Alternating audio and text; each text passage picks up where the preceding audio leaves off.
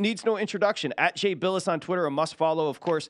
You can check out his book as well, Toughness, available over at Amazon. As we say hi and thank you, Jay. Appreciate the time today. I saw your SportsCenter hit last night, and you had coming out of the East, Kansas State. Can we start with them and why?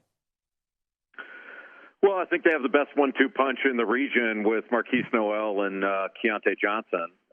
They're pretty balanced offensively and defensively, and I think they've played well all year. I'm not sure that in this thing the best team necessarily always wins, but I think they're the best team. And although you gotta give Tennessee a lot of credit. I mean they've been a great defensive team all year. They lost to Kai Ziegler, and then they're still alive, which I'm not sure at the beginning of the tournament I necessarily gave them the credit for that that they would be alive at this point, given the the draw that they got. But they're legit.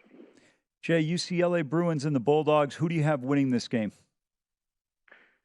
I had Gonzaga at the beginning of the tournament. UCLA is a difficult matchup for them, but because they're so good defensively, I don't think Gonzaga is near as good defensively as UCLA, but Gonzaga scores so easily. I mean, they lead the nation in 2-point field goal percentage, and they're the best. They're the best offensive team in the field. I think them and Alabama, and they're not. It's funny though, like. Drew Timme, although he'll probably have 28 or 30 in that game, he's going to be a tough cover for Adem Bona. But he's not a great free throw shooter, and if they wind up putting him at the line, they might be a little bit better off than letting him pick them apart. Because he's, if you look at their games that he's played against major conference teams, he's had his way with opposing big guys. The great Jay Bilas, Sharp Money here on VSiN, the Sports Betting Network. You've got Bama coming out of the South. You just talked about how great they are. Let's just say we have a potential matchup, Bama and Creighton. Talk about that matchup potentially, Jay. Well, Alabama is the vastly superior defensive team, although Creighton is good. They top 15 or so in all the defensive metrics, and they've got a great rim protector and sort of lane protector in Ryan Kalkbrenner. He's not a big time shot blocker. He's not going to be Elijah throwing shots back, but his vertical contest at the rim is the best in the tournament, and he's extraordinarily efficient. He shoots like 72, 73% from the field, and he's a really good pick and roll big guy, especially in the middle of the floor. He draws help when he rolls to the basket, and you can lob it to him, and he opens up a lot of things for his teammates.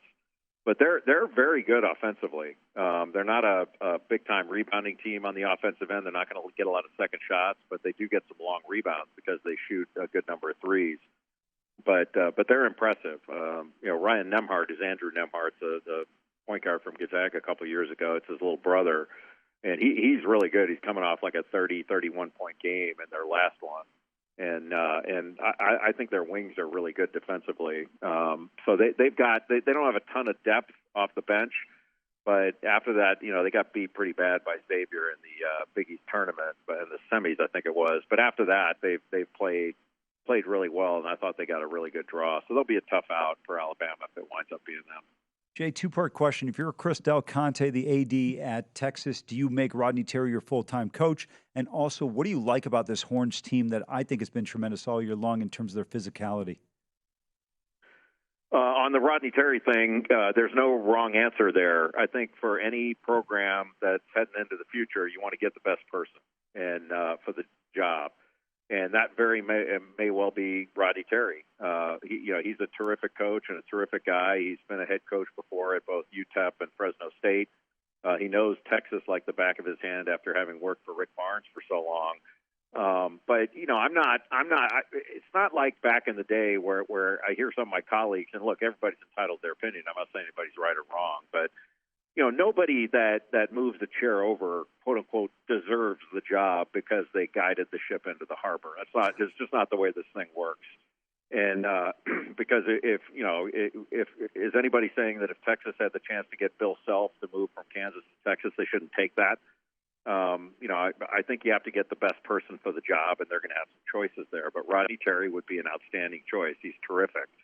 And I agree with you. Like Texas has had a great year. They're top 15 in both offense and defense. Last time I checked, They're on a 6 or 7 game winning streak since losing a couple in a row at the start of March.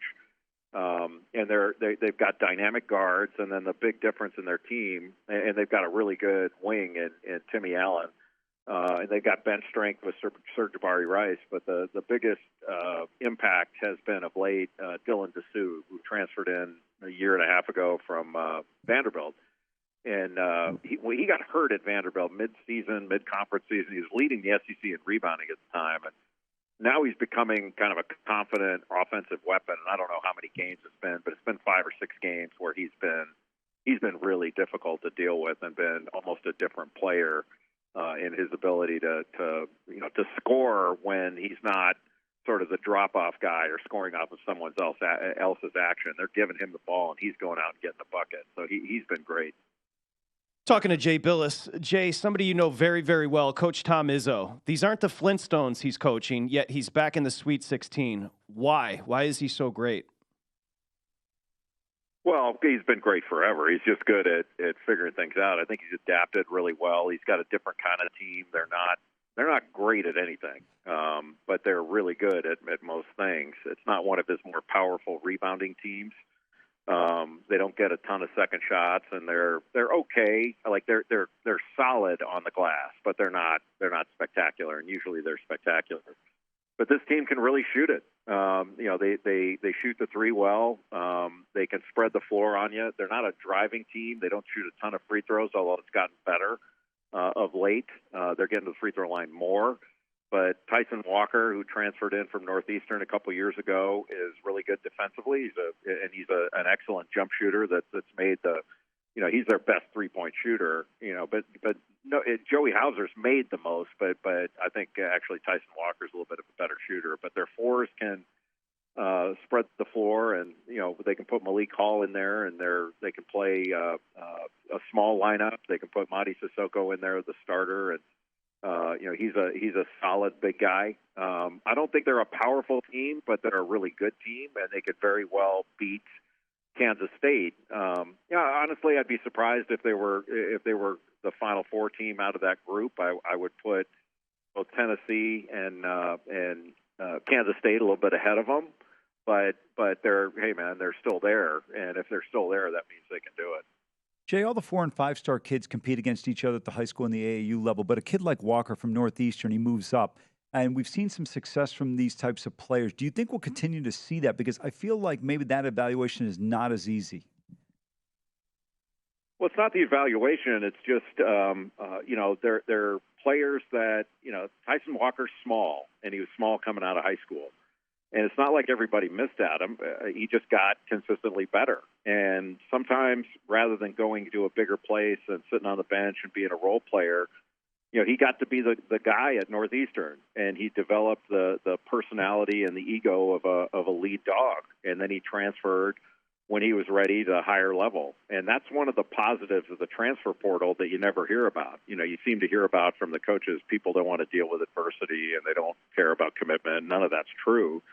How much did Tobin Anderson care about loyalty and who gave him his shot? And when he had the chance to move to a better job, he did it. And that's applauded in a coach. They're supposed to move up, but the players should be allowed to too. And there are a number of players playing in this tournament that have played throughout the year. Marquise Noel's one of them. He started out at Arkansas Little Rock, and nobody knew who he was. Malachi Smith at Gonzaga was the player of the year in the Southern Conference and played 3 great years at Tennessee Chattanooga. Nobody knew who he was outside of us basketball geeks.